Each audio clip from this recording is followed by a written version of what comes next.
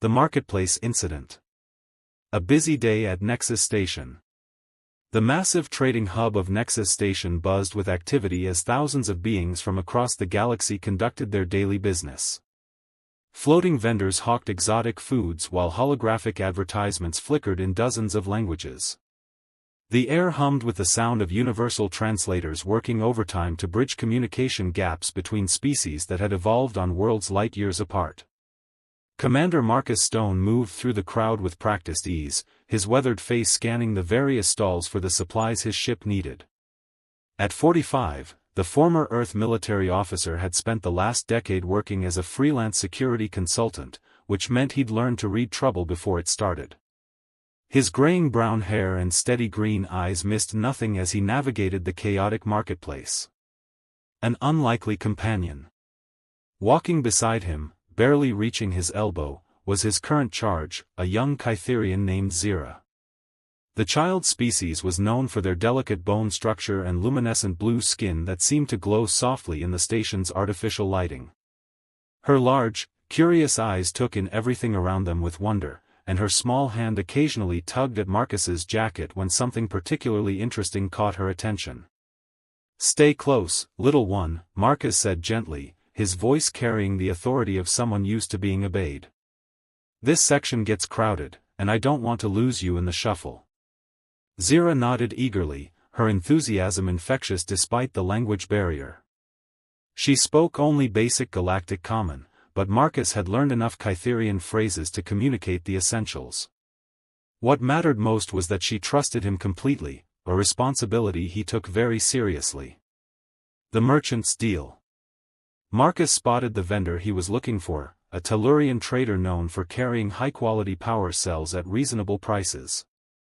The negotiations would take time, as was customary in Tellurian culture, but Marcus had learned patience during his years in space. "I need to handle some business with this merchant," Marcus explained to Zira, pointing to a nearby bench where several other beings were resting. "Can you sit right there and watch my back? It's an important job."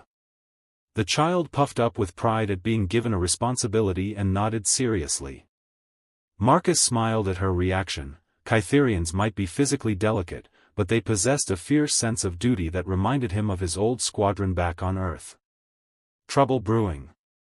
As Marcus began his negotiations with the Tellurian merchant, discussing power cell specifications and delivery schedules, he remained partially aware of his surroundings. The marketplace operated on an unspoken code, everyone minded their own business, but everyone also kept an eye out for trouble. Zira sat patiently on the bench, swinging her small legs and watching the endless parade of alien species pass by. Her wonder at the diversity was evident in her bright expressions, and several passers-by smiled at the adorable child's obvious delight in her surroundings. The bully appears. That's when Brutic noticed her. The Drakmarian stood nearly 8 feet tall, his reptilian features dominated by razor-sharp teeth and eyes that glowed amber in the station's lighting. His species was known for their aggressive nature and belief that might made right. Thick scales covered his muscular frame, and each of his 4 arms ended in claws that could tear through most materials. Brutic had been having a bad day. A cargo deal had fallen through, leaving him short on credits and looking for someone to take his frustration out on. When he spotted the small, defenseless Kytherian child sitting alone, he saw an easy target. Well, Brutic rumbled in heavily accented Common, his voice like gravel in a cement mixer. "What do we have here? A little glowworm all by herself?" The confrontation begins. Zira looked up at the massive alien with more curiosity than fear at first. In her young mind, all the strange beings in the marketplace were equally fascinating. But as Brutic's shadow fell over her and she saw the cruel smile spreading across his reptilian features, her survival instincts finally kicked in. "I'm not alone," she said in her small voice, pointing toward where Marcus was conducting his business. "My guardian is right there." Brutic followed her gesture and snorted dismissively when he saw Marcus's back turned to them. "That human? Humans are all talk and no bite. Soft creatures from a soft world." He leaned down closer to Zira, his breath reeking of fermented Drakmarian fish. Besides, he's busy. Very busy. Fear takes hold. The child tried to scoot away from Brudek, but he moved to block her escape route. Other marketplace patrons began to notice the confrontation, but Drakmarians had a reputation for violence that made most species reluctant to interfere. The unspoken rule of the marketplace was clear: don't get involved in other people's problems unless you wanted those problems to become your own. Please leave me alone, Zira whispered, her bioluminescent skin beginning to flicker with stress patterns that her species displayed when frightened. Brudek laughed, a harsh sound that made several nearby merchants look up nervously. Or what, little glowworm? You'll cry? You'll call for your soft human friend? He reached out with one massive clawed hand toward her face. Maybe I should teach you some manners about showing proper respect to your betters. The gathering storm. Marcus was deep in negotiations when he heard Zira's small cry of distress. Something in the sound, pure fear mixed with desperate hope, cut through the marketplace noise like a plasma blade through armor plating. His head snapped up, and his trained eyes immediately assessed the situation. A Drakmarian bully, at least twice his own size and 4 times Zira's, was looming over the child with obvious predatory intent. The crowd was giving them a wide berth, unwilling to get involved but clearly uncomfortable with what they were witnessing.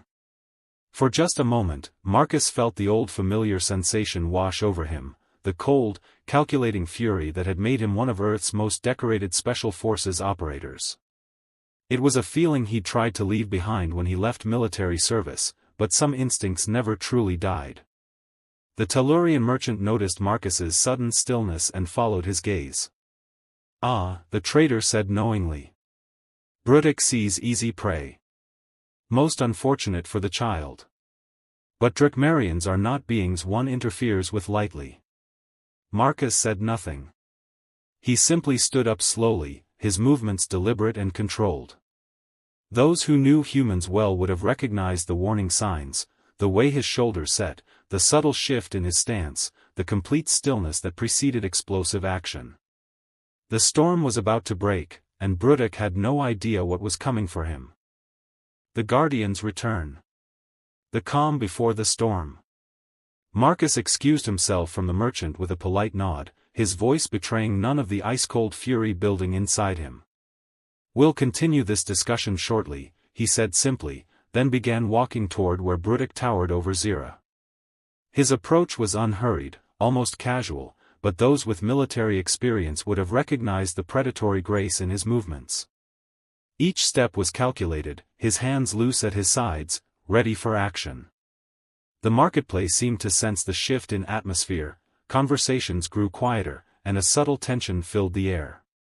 Zira spotted Marcus approaching and relief flooded her luminescent features.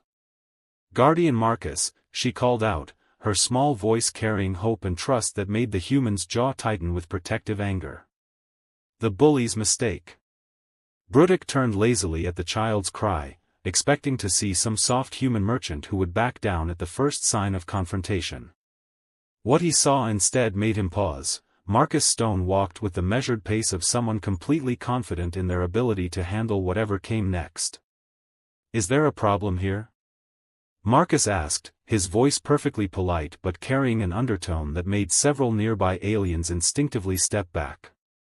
Brudek straightened to his full impressive height, using his size advantage to intimidate as he'd done countless times before.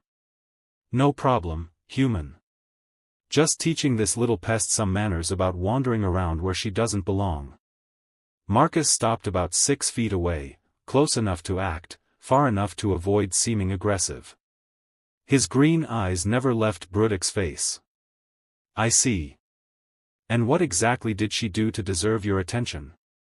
The predator's miscalculation. She exists, Brudek snarled, emboldened by what he mistook for human weakness. Fragile little creatures like her make the station look weak. Someone needs to remind them of their place in the food chain. The Drakmarian reached toward Zira again, his claws extended in a clear threat. Maybe I'll keep her as a pet. Train her properly. That was his mistake. Marcus moved with a speed that shocked everyone watching. One moment he was standing casually several feet away, the next his hand had clamped around Brudek's extended wrist with crushing force. The sound of scales cracking under pressure was audible in the sudden silence. The human shows his nature. "Remove your hand," Marcus said quietly, his voice carrying the absolute certainty of someone who expected to be obeyed. "Now."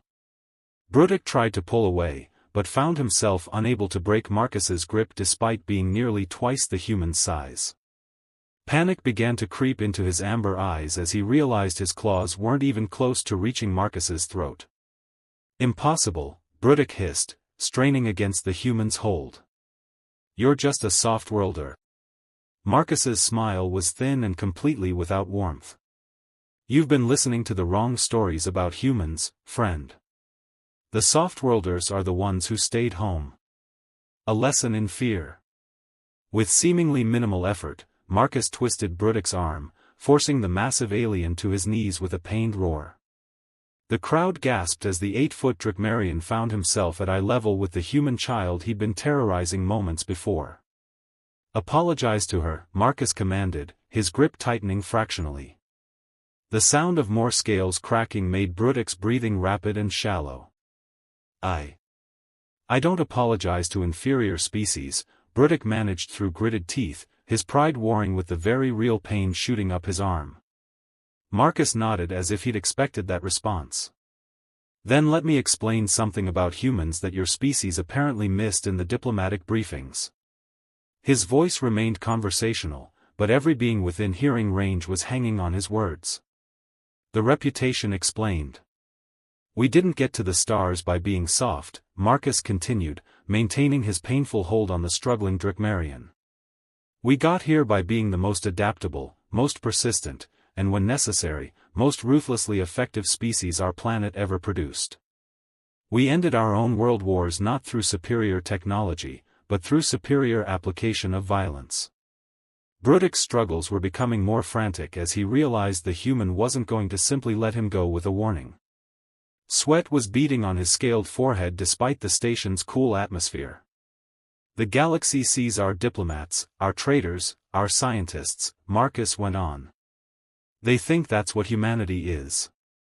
But every human out here carries the genetic memory of 10,000 years of warfare. We just choose not to use it most of the time." Security arrives. Station security finally arrived, 3 officers from different species, all looking distinctly uncomfortable with the situation.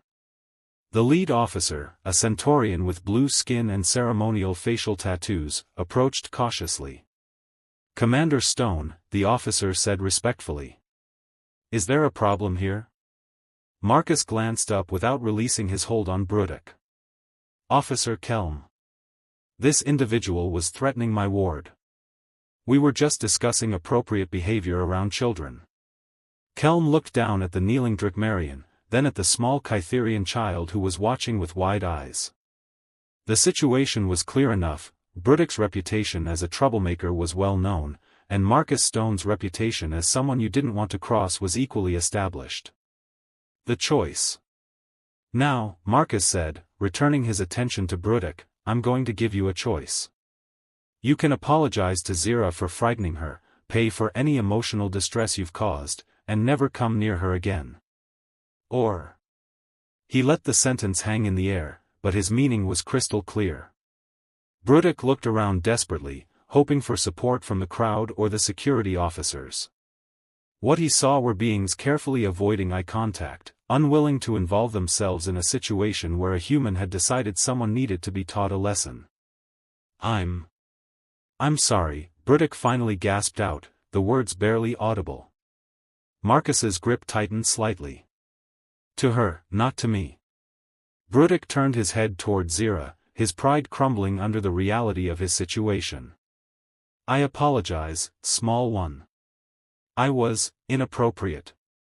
Mercy and warning." Marcus released him so suddenly that Brudek nearly fell forward onto his face. The Drakmarian scrambled to his feet, cradling his injured wrist and backing away from the deceptively calm human.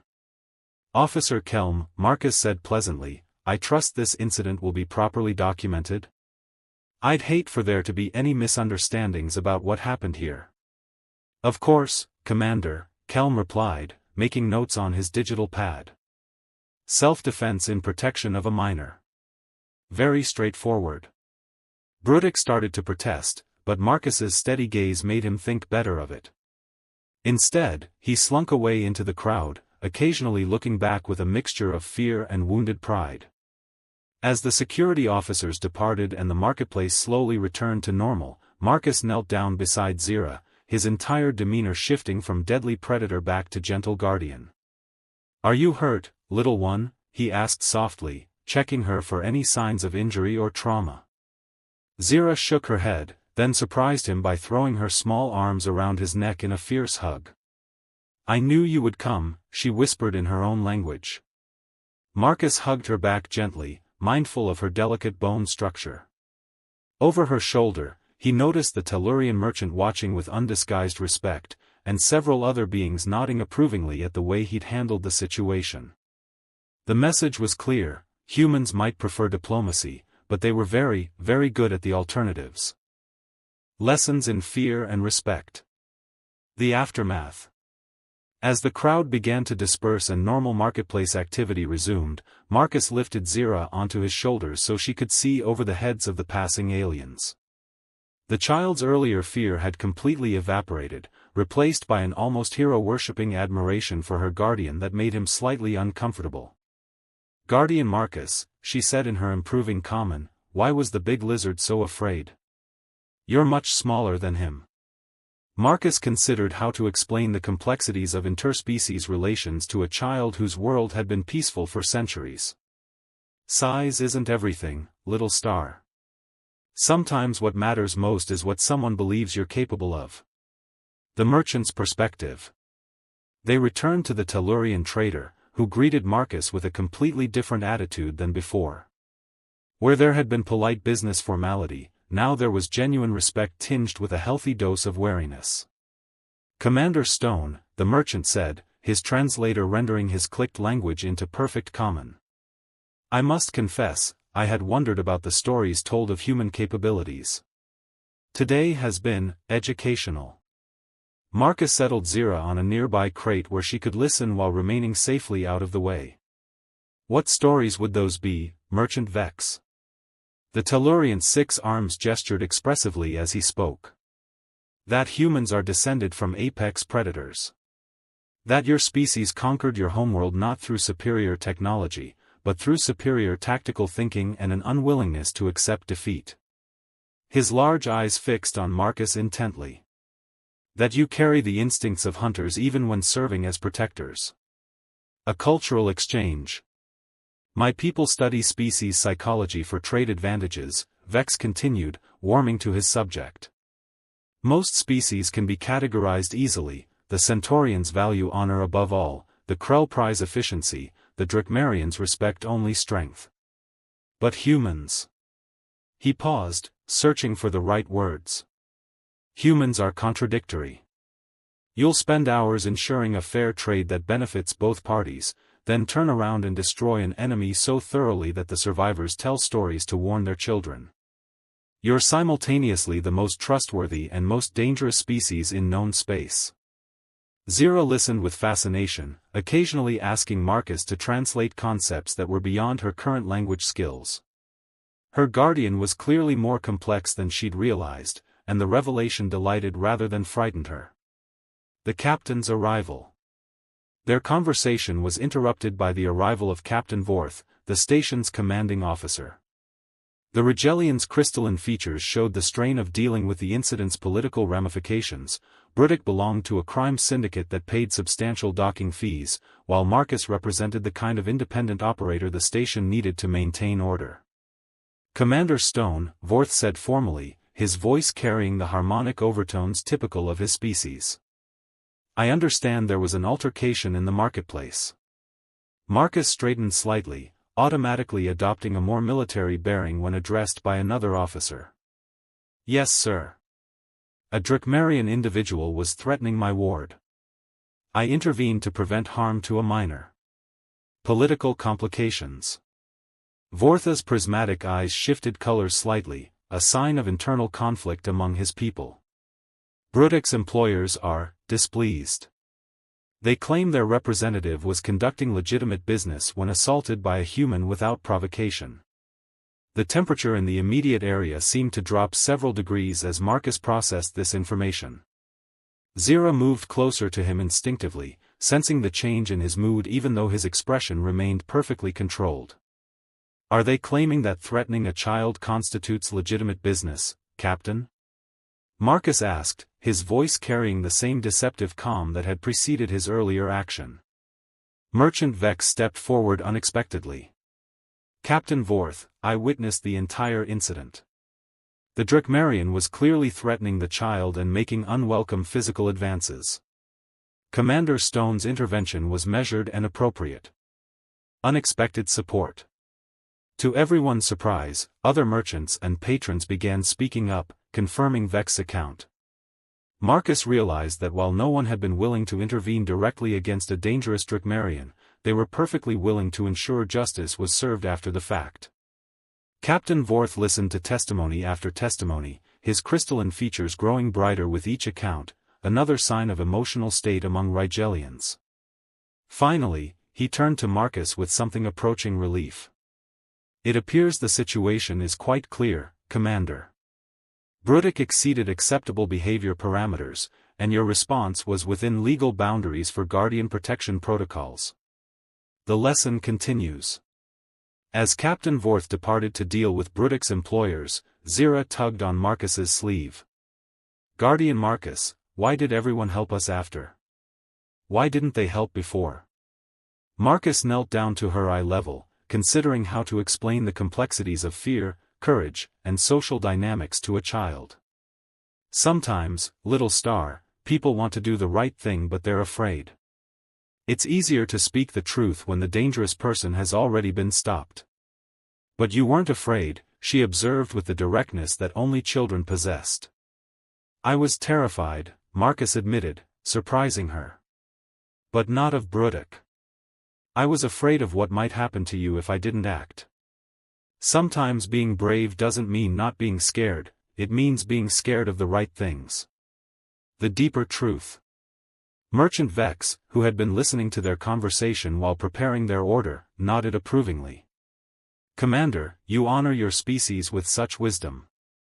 May I ask, what is it about humans that allows you to function as both protectors and warriors so effectively? Marcus was quiet for a long moment, watching Zira examine a colorful trinket that Vex had given her. We learned early that the universe doesn't care about fairness, he finally said. If you want to protect something precious, you have to be willing to become something terrible to those who would threaten it. The galaxy sees this as a contradiction, Vex observed. How can a species be simultaneously gentle and ruthless? It's not a contradiction, Marcus replied. It's a choice we make every day. We choose to be gentle with those who deserve gentleness, and we choose to be ruthless with those who prey on the innocent. The key is never getting those two categories confused. A growing understanding. As they completed their business and prepared to leave the marketplace, Zira had grown noticeably more confident. The earlier incident, rather than traumatizing her, seemed to have taught her something important about the nature of protection and the complexity of the beings around her. Guardian Marcus, she said as they walked through the now familiar corridors, when I grow up, I want to be brave like you. Marcus smiled down at her, his expression softening completely. You already are brave, little star. You trusted me to handle the problem instead of panicking. That's a different kind of courage, but just as important. As they made their way back to their ship, neither of them noticed the small group of beings following at a respectful distance, not with any ill intent, but with the kind of curiosity that came from witnessing something significant. Word was already spreading through the station's communication networks about the human who had humbled a Drakmarian bully with nothing but determination and precise application of force. The legend was growing, and Marcus Stone was completely unaware that his simple act of protecting a child was about to change how an entire sector viewed humanity. The child's secret. An unexpected revelation. 3 hours after the marketplace incident, Marcus was in his ship's cargo bay, conducting routine maintenance checks, when Zira's excited voice echoed through the corridors. "Guardian Marcus. Someone's here to see us." He looked up from the power coupling he'd been inspecting to find Zira practically bouncing with excitement, followed by a tall, elegant Kytherian female whose bearing immediately marked her as someone of considerable importance. The newcomer's luminescent blue skin held patterns of silver that indicated high social rank among her people, and her elaborate robe suggested diplomatic status. "Commander Stone," the female said in perfect, unaccented common, "I am Ambassador Kellen of the Kytherian Council. I believe you've been caring for my niece. The truth emerges."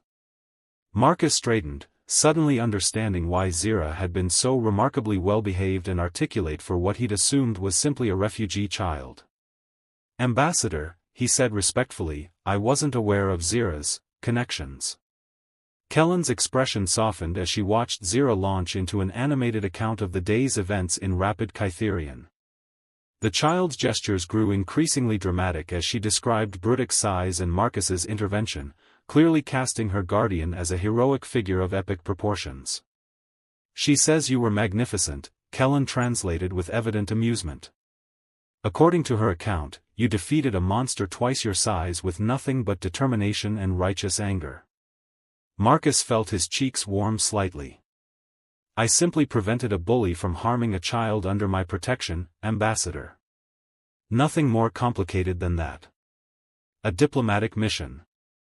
Kellen's expression grew more serious as she gestured for them to sit in the ship's small common area. "Commander, I owe you an explanation. Zira isn't just any Kytherian child, she's the daughter of our High Council's first speaker. She was traveling with a diplomatic courier when their ship suffered catastrophic engine failure near this station." The pieces began falling into place for Marcus. "The escape pod that docked 12 hours ago. She was the only survivor." "Yes," Kellen confirmed, her voice heavy with grief. "The courier and his team gave their lives ensuring she reached safety. When I received word of the incident, I immediately departed to collect her, but bureaucratic delays meant I arrived later than planned." Zira, sensing the somber turn in the conversation, moved closer to Marcus and took his hand.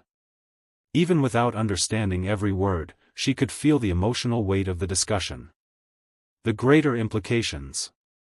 "What you may not realize, Commander," Kellen continued, "is that today's incident occurred while multiple species' diplomatic representatives were present on the station. Word of how you handled Brudek has already reached several governments." Marcus frowned, sensing complications approaching. "I'm not sure I understand the significance, Ambassador." Kellen's silver patterns flickered with what Marcus was learning to recognize as intense emotion among Kytherians. The Drakmarian Syndicate has been pushing boundaries throughout this sector for months. They've been testing responses, seeing how far they can push before someone pushes back. Today, you provided a very clear answer. Political ramifications. Several species representatives witnessed a human single-handedly neutralize a threat that their own security forces were reluctant to engage, Kellen explained. More importantly, they saw you do it not for profit or political advantage, but simply to protect a child who wasn't even your own species. The ambassador stood and moved to the viewport, gazing out at the massive station beyond. "Commander, do you understand what humanity represents to many of us? You're newcomers to galactic civilization, but you've demonstrated capabilities that some species took millennia to develop. That combination of advanced ability and apparent moral flexibility makes many governments nervous. A test case. Today's incident is being viewed as a test case," she continued. "How do humans respond when their moral principles are challenged?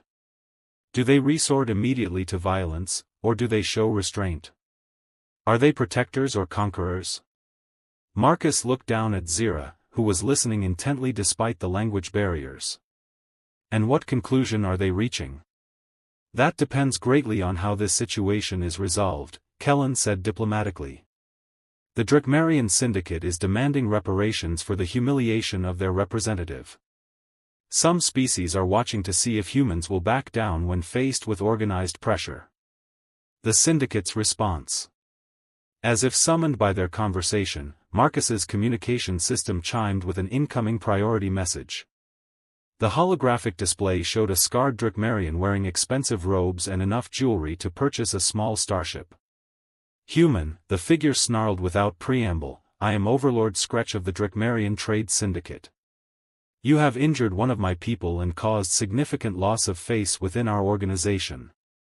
Marcus stood slowly, his expression growing cold as he recognized the voice of someone accustomed to intimidating others into submission. Your people was threatening a child. The response was proportionate to the threat. Escalating threats. Scretch's laugh was harsh and filled with malice. Proportionate? You humiliated a Drakmarian warrior in front of dozens of witnesses. This cannot stand. You will pay compensation of 50,000 credits, or face the consequences of crossing our organization. And if I refuse? Marcus asked calmly, though Ambassador Kellen noticed his hands had unconsciously moved into a combat-ready position. Then you will learn why smart beings fear the Syndicate, Scretch replied. We have ways of dealing with those who don't show proper respect. Ways that extend to anyone under your protection. The implied threat to Zira made the temperature in the room seem to drop 10 degrees. A line drawn. Marcus stepped closer to the holographic display, his voice dropping to a tone that made even Ambassador Kellen instinctively step back. Let me be very clear about something, Overlord. If any member of your organization comes within 100 meters of this child, I will consider it an act of war against humanity itself. You speak boldly for someone so far from home, human, Scretch sneered. I am never far from home, Marcus replied with quiet intensity. Everywhere I go, I carry 10,000 years of human tactical evolution. Every human does. We ended our species' childhood by learning to protect what matters, no matter the cost. The ambassador's surprise. Ambassador Kellen watched this exchange with growing fascination. She had studied human psychology extensively in preparation for first contact protocols, but seeing the transformation from gentle guardian to implacable warrior was remarkable. Your threats are noted and rejected, Marcus continued. Any action taken against myself or those under my protection will be met with appropriate response. I suggest you reconsider your position very carefully. Scretch's image flickered with rage before the transmission cut off abruptly. Unexpected consequences. In the silence that followed, Zira looked up at Marcus with even greater admiration than before. Guardian Marcus, will the bad lizards come back? Marcus knelt down and took her small hands in his. Not if they're smart, little star. And if they're not smart, well, then they'll learn why picking on children is a very bad idea. Ambassador Kellen cleared her throat gently. Commander, I hope you realize what you've just done. You've essentially declared that humanity will go to war to protect a single alien child. Marcus stood and met her gaze steadily. Ambassador, with respect, that's exactly what I meant to do. Some principles aren't negotiable. As the implications of the day's events continued to unfold, none of them could have predicted that Marcus's simple act of defending a child would become the catalyst for reshaping human-alien relations across 3 sectors of space. The galaxy was about to learn that humanity's reputation for protective instincts wasn't just propaganda, it was a promise.